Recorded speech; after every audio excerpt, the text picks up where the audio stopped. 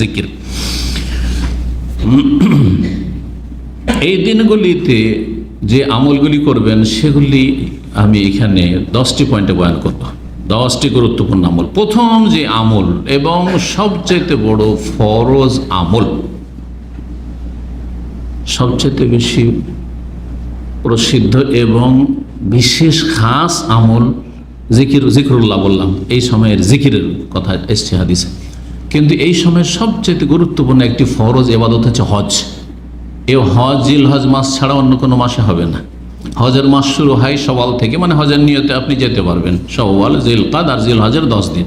জিলহজের 10 দিন মানে 9 তারিখের রাতটা, 10 তারিখের রাতটা যদি পার হয়ে যায়, আরাফার দিন 9 তারিখ পার হয়ে গেল, আর ওই রাতটা পার হয়ে গেল। জিলহজের 10 তারিখের যদি ফজর হয়ে যায়, ফজর পরে আর হজের নিয়ত করার কোনো সময় নেই। শেষ সময়, এটা অনেকে জানে না, শেষ সময় কেউ যদি এমার্জেন্সি হজে যায়, কোথাও বাধা পেয়েছিল, যে কোনো রকমের বাধা, স্বাস্থ্যগত বাধা, হাসপাতালে ছিল, কোনো রকম করে ওকে নিয়ে গিয়ে আরাফার দিনের পরে যে রাতটা, 10 তারিখের রাতটা আসছে, লোকজন সব আরাফা থেকে মুজদালিফা চলেছে, ওই রাতে আরাফার ওপরে দিয়ে একটা ওকে নিয়ে গাড়িতে, অ্যাম্বুলেন্সে ওকে নিয়ে একটা ওখান দিয়ে অতিক্রম করেছে, শুধু ওর উপর দিয়ে গেছে, অতি তার হজ হয়ে যাবে। একটা লোক রাস্তায় ফেসে গেছিল বা যে কোনো কারণে বাধাপ্রাপ্ত হয়েছিল, আর তারপরে আরাফার দিনটা যাওয়ার পরে রাতে ফজরের আগে আগে আরাফার মাঠে 1 মিনিটের জন্য গেছে, আরাফার মাঠের বর্ডারের ভিতরে ঢুকেছে, বাইরে থাকলে হবে না। আর তারপরে চলে এসছে, কোনো জিকির আজকার করার সময় পায়নি। ও তো দিন তো গেছেই গেছে, জোহর আসর যা আছে, দোয়া করা, জিকির আজকার ছিল, সব গেছে। তারপরে হজ হয়ে যায়। আল হজ্জ আরাফা, হজ হচ্ছে আসল আরাফার নাম। এই ছিল হজের মাস বা হজের নিয়ত করার সময়কাল। প্রথম গুরুত্বপূর্ণ আমল, ওহ আফজাল মায়া ইয়মাল, সবচেয়ে আফজাল, উৎকৃষ্ট আমল, ফরজ আমল, ফরজ জীবনের প্রথম। আর তারপরে নফল হজ হলেও গুরুত্বপূর্ণ, হজের অনেক ফজিলত রয়েছে, হজ আর ওমরার অনেক বেশি ফজিলত রয়েছে, যা গত সপ্তাহে আলোচনা করেছি। আল্লাহ হাজ্জুল মাবরুর লাইসা লাহু জাযাউন ইল্লা জান্নাত, জান্নাত জান্নাত। কিন্তু তারপরে হজ করে সে গুনাহ থেকে বেঁচে থাকতে হবে, কাবিরা গুনাহ থেকে। ভুল ভ্রান্তি হয়ে গেলে তওবা করতে থাকতে হবে, ক্লিন হইতে হবে। যেমন ডেইলি কিন্তু আমরা বাংলা ভাষায় এরা গোসল করি, বা একটু বাইরে গেলাম, ঘেমে গেলাম, এই গরমের সময় সৌদি আরবে আসার পরে শরীরে একটু গন্ধ তো হবে, হয়তো স্বাভাবিক, গোসল করে নিলাম, ফ্রেশ হয়ে গেলাম। হচ্ছেন না? শরীর পরিষ্কার করতে জানছেন, কিন্তু কলবকে পরিষ্কার করতে জানছেন না। তওবা ইস্তেগফারের মাধ্যমে, আল্লাহকে স্মরণ করার মাধ্যমে, নিজের জীবনে সংশোধনী আসার মাধ্যমে, এটা জানতে হবে। 2 নম্বর যে কাজটি, সেটা হচ্ছে এই দিনগুলি সিয়াম, এই দিনগুলি কি করা? রোজা রাখা। আর বিশেষ করে আরাফার দিন 1 তারিখ থেকে 9 তারিখ পর্যন্ত, 10 তারিখে ঈদের দিনে রোজা রাখা জায়েজ নয়, হারাম। তাহলে বাকি থাকলো আমাদের কাছে কয়টা দিন? 9টা দিন। 9টা দিনের মধ্যে 9 তারিখে যে আরাফায় হাজি সাহেবরা যেই দিন অবস্থান করছেন, আর জানতে পারছেন আলহামদুলিল্লাহ, সেই দিনের সিয়াম যদি পালন করেন, সিয়াম ও ইয়াউমে আরাফা, আরাফার দিনের সিয়াম, আহতাসিব আলাল্লাহ, সহিহ মুসলিমের হাদিস, আমি আল্লাহর কাছে আশা রাখি যে আইয়ুকাফিরা সানাতাল মাদিয়া ওয়াল বাকিয়া, গত 1 বছর গুনাহ মাফ, আর আগামী 1 বছরের গুনাহ, একটা সিয়াম, একটা রোজাতে। তাহলে আরাফার সিয়াম অবশ্যই রাখবেন, এত গুরুত্বপূর্ণ সুন্নাহ এবং ফজিলতের কাজ। আর তারপরে যে 8টা দিন থাকে 1 তারিখ থেকে নিয়ে, আর 1 তারিখ কখন শুরু হবে এই বছর, এটাও জেনে নেওয়া ভালো। আজকে কয় তারিখ? 29 সৌদি আরবে। সুতরাং 29 পরে চাঁদ দেখার সম্ভাবনা আছে। সুতরাং আজকে সন্ধ্যাবেলা খোঁজ খবর নেবেন যারা রোজা রাখতে চাইবেন। তারপরে জিকির আজকারও শুরু হবে চাঁদ দেখার সাথে সাথে, আর এই ফজিলতের সময়গুলিও শুরু হবে। সুতরাং এই খোঁজ খবরটা নেওয়া আমাদের সবার জন্য বাঞ্ছনীয়। তারপরে যখন চাঁদ হয়ে গেছে, তাহলে আপনি সিয়াম শুরু করে দেবেন, সিয়াম শুরু করে দেবেন। যদিও তার আগেও জায়েজ আছে, কিন্তু এটা আপনার জিলহজ মাসের এই প্রথম 8টি দিনের বা 9টি দিনের সিয়াম শুরু করার জন্য। আপনি সবগুলি দিন রাখতে পারেন, মাঝে মাঝে রাখতে পারেন। আর যদি দেখা যায় যে না, আজকে চাঁদ ওঠার কোনো খোঁজ খবর পেলেন না, তাহলে 30 পুরা করতে হবে, 30 পুরা করতে হবে। 30 যদি শনিবার পুরা হয়ে যায়, তাহলে রোজা সিয়াম কখন থেকে শুরু হবে? রবিবার থেকে নিশ্চিত শুরু হবে সৌদি আরবে, রবিবার থেকে শুরু হবে। আরাফা কোন দিনে পড়বে? রবিবার। 8 দিন সোমবার হবে 9 তারিখ, যদি আজকে চাঁদ না হয় তাহলে 30 যদি পুরা হয়ে যায় তাহলে। কিন্তু একটা পোস্ট দেখলাম আজকে, আমাকে বাংলাদেশ থেকে একজন ডাক্তার পাঠালেন, সে পোস্টে লিখেছে বাংলাদেশে মঙ্গলবারে প্রথম জিলহজ শুরু হবে। কথাটা ঠিক না ভুল? 2 দিনের পার্থক্য হয়ে যাবে সৌদি আরবের সাথে? এমনটা না, যেখানে এখানে 30 যদি পুরা করিও তারপরেও রবিবার এখানে শুরু হচ্ছে, তাহলে বাংলাদেশে সোমবারে হবে, বাংলাদেশে সোমবার। এই জন্য ফেসবুকের অধিকাংশ কথাই বিশ্বাস করা যাবে না, এটা মনে রাখি। ফেসবুক এমন একটা ফিতনা, যেই ফিতনাতে অধিকাংশ লোক পাপ করছে, এমনকি ইসলামের দোহাই দিয়েও পাপ করছে। বুঝতে পারছেন? ইসলামের দোহাই দিয়েও পাপ করছে। একটা নিউ মুসলিম মহিলার ছবি দিচ্ছে, বেহায়া ছবি, চেহারা খোলা ছবি, ও মনে করছে আমি তো খুব ভালো কাজ করলাম। হ্যাঁ, এই বহু বিবাহ দেখাচ্ছে, 2টো মহিলা আর একবার আকর্ষণীয় সুরমা লাগিয়ে আছে। হ্যাঁ, সে হয়তো বোরখা পরে আছে, বোরখা পরে তাহলে কি হবে, সুরমা লাগানো আছে, আকর্ষণীয় আছে। আর এমনি মহিলার ছবি আর বোরখা পরে থাকলেও ফেসবুকে দেওয়া। মাশাআল্লাহ, দিন শিখে কিছু বিয়ে করেছে, আর তারপরে কক্সবাজার ঘুরতে গেছে স্বামী স্ত্রী, বা দাম্মাম কর্নিশ ঘুরতে গেছে স্বামী স্ত্রী 2 জনের ছবি আপনার কিসে দিয়ে রেখেছে, ওই আপনার কি বলেন, ওয়াল বলেন, অথবা আপনার ওই কি বলছে প্রোফাইলে বলেন দিয়ে রেখেছে। কথা ইল্লা বিল্লাহ। এগুলো দিন সম্পর্কে অজ্ঞতা, আসলে অজ্ঞতা। যাই হোক, সিয়াম এই দিনগুলির, জি হ্যাঁ, আর বিশেষ করে বললাম যে আরাফার অবশ্যই। 3 নম্বর আমল হচ্ছে তাকবীর পাঠ করা আর জিকির আজকার করা। তাকবীর আর জিকির আজকার করা, এই সম্পর্কে আয়াত বললাম, সূরা হাজর আয়াত নম্বর 28 বললাম, জি হ্যাঁ, আর মুসনাদ আহমদের হাদিস বললাম।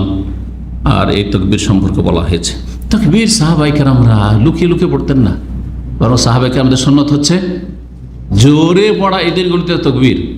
আর মসজিদে, হাটে বাজারে, রাস্তাঘাটে, অলিতে গলিতে, ঘরে বাইরে সব জায়গায় জোরে জোরে পড়তেন। হ্যাঁ, সাহাবায়ে কেরাম বেরিয়ে যেতেন। এই মর্মে রয়েছে ইবনে ওমর এবং আবু হুরায়রা রাদিয়াল্লাহু তাআলা আনহুমা বা আনহুম, তাদের আমল, আন্নাহুমা কানা ইয়াখরুজান ইলা সুক, বাজারে কোনো কাজ থাকতো না, দুনিয়ার কাজ নেই, কেনাকাটা নেই, বেরিয়ে যেতেন। ফিল আশরে, এই জিলহজ মাসের প্রথম 10 দিনে, ফায়ুকাব্বিরুন, তারা তাকবীর পাঠ করতেন, ওয়াইকাব্বিরুন নাস বিতাকবীরিহিমা, আর 2 জনের তাকবীর শুনে সবাই তাকবীর পাঠ করতেন। ফোকাহে তাবেইন, তাকবীরের বাক্যগুলি কি হবে, তাকবীরের বাক্যগুলি কি হবে? তাবেইনদের মধ্যে বড় বড় যে ফোকাহা ছিলেন, ফোকাহে সাবা, বিশেষ করে মদিনায় 7 জন ফকিহ বড় মশহুর ছিলেন। জি হ্যাঁ, আমি অন্য আলোচনাতে তাদের নাম উল্লেখ করেছি, সময় স্বল্পতার জন্য আর সেদিকে যাচ্ছি না। তাদের মতে তারা বলতেন, তাদের আমলগুলি এরকম: আল্লাহু আকবার, আল্লাহু আকবার, আল্লাহু আকবার, লা ইলাহা ইল্লাল্লাহ, আল্লাহু আকবার, আল্লাহু আকবার, ওয়ালিল্লাহিল হামদ। মানে 3 বার প্রথম আল্লাহু আকবার, কিন্তু 2 বারের হাদিস রয়েছে। 3 বারের আমলটি সৌদি আরবে রয়েছে, এই জন্য এখানে শুনবেন ঈদের দিনগুলিতে বা এই দিনগুলিতে 3 বার করে তাকবীর পড়া, সেটাও ফোকাহে কেরাম থেকে প্রমাণিত। রাসূলুল্লাহ সাল্লাল্লাহু আলাইহি ওয়াসাল্লাম থেকে তাকবীরের বাক্যগুলি প্রমাণিত নয়। এই জন্য কেউ বলতে পারবেন যে না, 2 বারটাই রাসূলের সুন্নাত, না না, সাল্লাল্লাহু আলাইহি ওয়াসাল্লাম, বা 3 বারটি নবী সাল্লাল্লাহু আলাইহি ওয়াসাল্লাম সুন্নাত, না, এইরকম কথা বলবেন। বরং সাহাবায়ে কেরামদেরকে বলা হয়েছে, তোমরা বেশি বেশি কি করো, তাহলিল করো, লা ইলাহা পড়ো, তাকবীর পড়ো আর তাহমিদ করো। আর তারা তখন এইভাবে আমলগুলি করেছেন। তাকবীর সম্মিলিত জায়েজ নয়, কারণ তাকবীর বলতে আমাদের দেশের, বা জিকির বলতে কিন্তু আমাদের দেশের জিকির হচ্ছে কি সম্মিলিত জিকির। তালবিয়া বলতে হজে গেছে, উমরায় গেছে, বাসে যদি ঝাঁক ধরে পাখির ঝাঁকের মতন তাকবীর পড়ে, তালবিয়া পড়ে, সবাই পড়ছে লাব্বাইক আল্লাহুম্মা লাব্বাইক, লাব্বাইক লা শারীকা লাক লাব্বাইক, খুব সুর করে চলছে একসাথে। আর যদি বলেন যে ভাই অনেক সে পরীক্ষা করেছে, এটা এক সুরে ঠিক নাই, সব নিজের নিজের পড়েন, সব চুপ হয়ে গেল। কারণ চোর ধরা খাবে না, কারণ ঠিক করে তো পড়তে জানে না। হ্যাঁ, হুজুগে চলেছে, হুজুগে বাঙালি সবার সাথে পড়ে নিচ্ছে, ভুল ভাল যা হয়েছে হয়েছে, সবাই পড়ছে, আমি পড়ে নিচ্ছি। একা আর পড়বে না, মুখস্থ থাকলেও পড়বে না, কারণ শয়তান সবসময় লেগে আছে যে একা একা পড়তে ভালো লাগে না, মজা ধরে না। কিন্তু সুর করে পড়লে, একসাথে পড়লে মজা ধরছে, কারণ শয়তান যে বলছে যে মজা ধরা, মজা ধরা, তাহলে আমি খুশি হব, আল্লাহ নারাজ হবেন, নবীর তরিকার বিরোধিতা হবে। যার ফলে তালবিয়ার ক্ষেত্রে, জিকির আজকার ক্ষেত্রে যতগুলি জিকির, মানে আমাদের দেশের জিকির মানে সুফিয়ানা জিকির, ছয় লতিফের জিকির, আর কলবের জিকির, আর এখান থেকে ওইখান থেকে জিকির, ফাঁস আনফাসের জিকির, আর কত রকমের জিকির, সব বিদাতি আর বেদাতি। মোরাকাবা করে জিকির, চোখ বন্ধ করে জিকির, আর হাক হুক করে জিকির, অসম্পূর্ণ বাক্যের জিকির।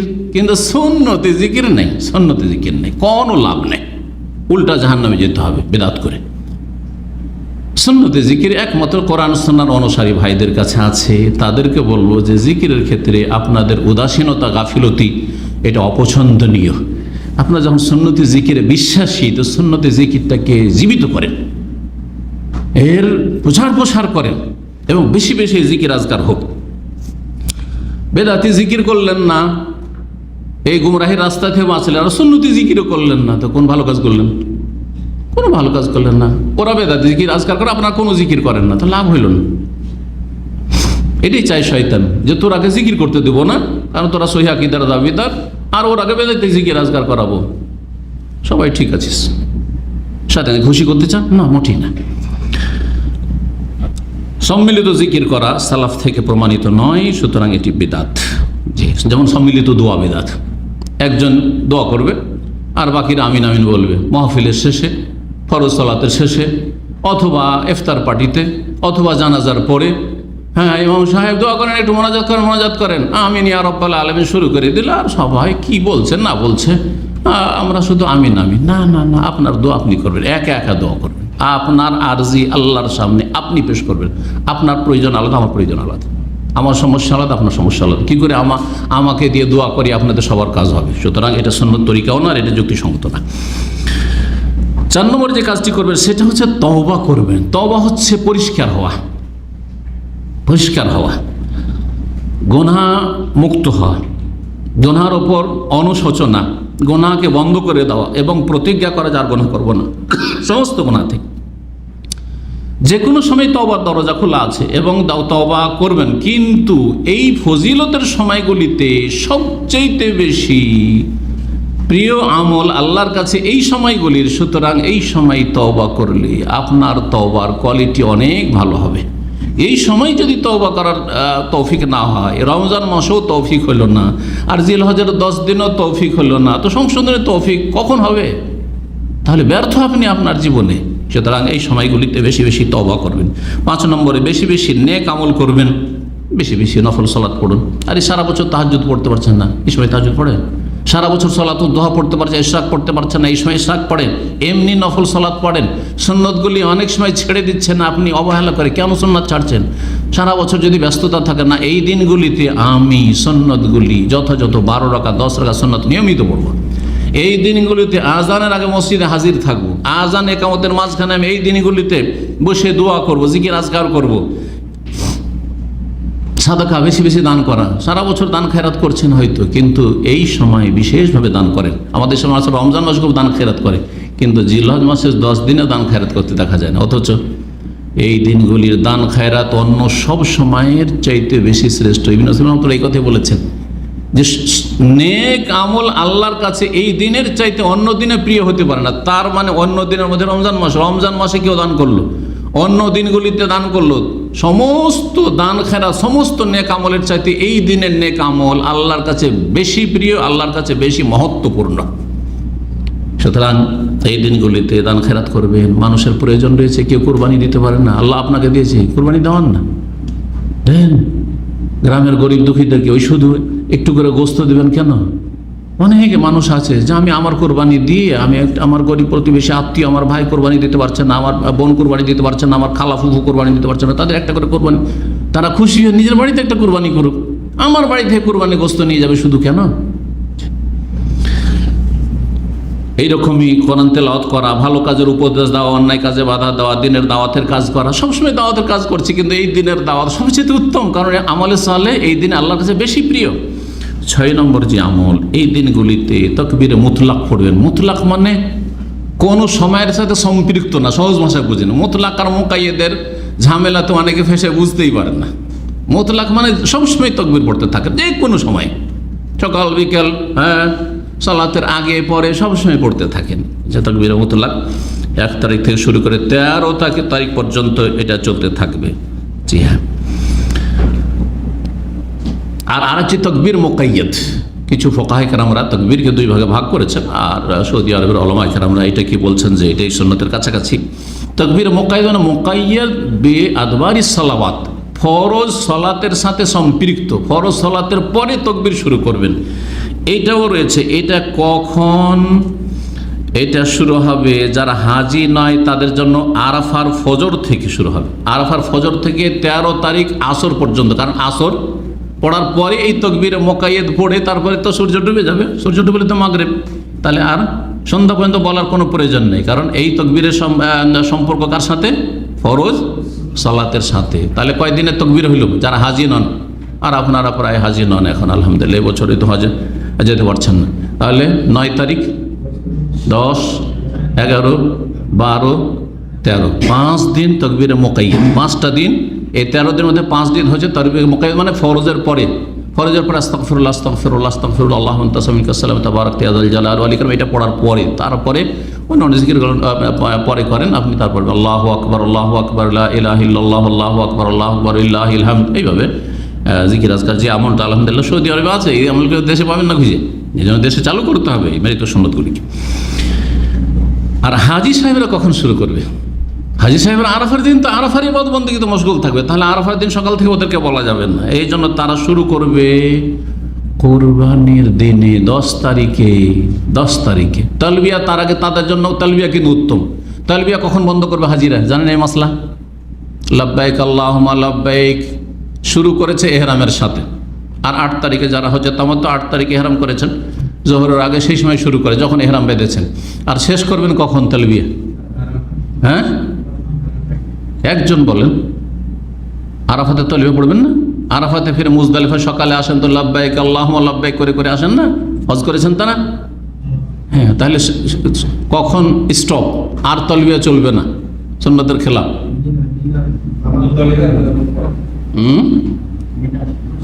হ্যাঁ, একজন। হ্যাঁ, সকালবেলায় প্রথম যখন পাথর মারবেন, যেমন আকবাতে এসে 10 তারিখে সকালবেলা এসে পাথর মারবেন, তো ওই পাথর যখন মারবেন বিসমিল্লাহ আল্লাহু আকবার, তালবিয়া বন্ধ, মানে পাথর মারার আগ পর্যন্ত, প্রথম পাথরটা ফেলার আগ পর্যন্ত লাব্বাইক আল্লাহুম্মা লাব্বাইক, লাব্বাইক আল্লাহুম্মা লাব্বাইক করতে থাকেন। আর যেমনই পাথর মারলেন, এখন এই যে তাকবীর শুরু হইল যে পাথর মারার মাধ্যমে, আর তারপরে তালবিয়া সুন্নত নাই, সুন্নতের খেলাফ। তারপর হজে যে কাজগুলি বাকি আছে গত সপ্তাহে বলেছি, কিন্তু আর তালবিয়া নেই, এখন তাকবীর। তাহলে এই জন্য ওলামারা বলেছেন যে তাকবীরে মুকাইয়াদ, তার প্রথম সালাত কখন পড়ছে? সকালবেলা পাথর মারল, তাহলে প্রথম ফরজ সালাত জোহরে। তো জোহর পর 10 তারিখের জোহর পর থেকে শুরু করে আইয়ামে তাশরিকের শেষ দিন 13 তারিখ আসর পর্যন্ত, তো 10 তারিখ, 11, 12, 13, এই হচ্ছে হাজি সাহেবদের জন্য তাকবীরে মুকাইয়াদ। 7 নম্বর যে কাজটি করবেন তা হচ্ছে কোরবানির দিনে সবচেয়ে উত্তম ফজিলতের কাজ। কোরবানির দিনে সেটা হচ্ছে কোরবানি করা, আল্লাহর রাস্তায় রক্ত প্রবাহিত করা। মানুষ অনেকে মনে করে যে কোরবানিতে শুধু আপনার যে মানুষকে গোস্ত টোস্ত খাওয়াবো ওইটাই সওয়াবের কাজ। না, জবাই করাটা সবচেয়ে বড় ইবাদত। কারণ আল্লাহ কি বলছেন? ফাসাল্লি লিরাব্বিকা ওয়ানহার, রবের জন্য সালাত পড়ো, রবের জন্য জবাই করো। ওয়ানহার, নাহার উট জবাই করাকে বলা হয়। তো আরবরা যেহেতু উঁটি বেশি জবাই করে, যেন নাহার বলা হয়। আর যেটা শুইয়ে জবাই করা হয়, বকরি, ছাগল বা গরু, এটাকে জবহা বলা হয়। আর আমরা সবগুলিকে জবাই বলি। তো যেমন সালাত পড়া ইবাদত রবের, তেমনই জবাই করা ইবাদত। এই জন্য লান আল্লাহু মান যাবাহা লিগাইরিল্লাহ, কেউ যদি আল্লাহ ছাড়া অন্যের জন্য জবাই করে তার উপরে লানত, সে মুশরিক। কেউ যদি মাজারে গিয়ে জবাই করে খাসি মরক, কেউ যদি কোনো আস্তানাতে জবাই করে, কেউ যদি আল্লাহ ছাড়া অন্যের সন্তুষ্টির জন্য জবাই করে, জিনের জন্য জবাই করে, সে মুশরিক। হ্যাঁ, কারণ আল্লাহর ইবাদত কাকে দিয়ে দিল? জবাই একটা গুরুত্বপূর্ণ ইবাদত, যেটা অনেকে বুঝি না। এই জন্য নিজে কোরবানি করা সবচেয়ে উত্তম। বিসমিল্লাহ আল্লাহু আকবার, নিজের কোরবানি নিজে জবাই করলেন। হ্যাঁ, পারলে নিজে। ওই গ্রামের হুজুর রেখেছেন আমার দেশীয় তরিকা, কিন্তু আর বিশেষ করে হানাফিদের মধ্যে। আমাদের গ্রামে একটা পাড়া হানাফি ছিল, যে গ্রামে ছোটোকালে মানে বড় হয়েছি। মাদ্রাসা ছুটি হতো তখন ওই গ্রামে এসে থাকতাম প্রথম দিকে।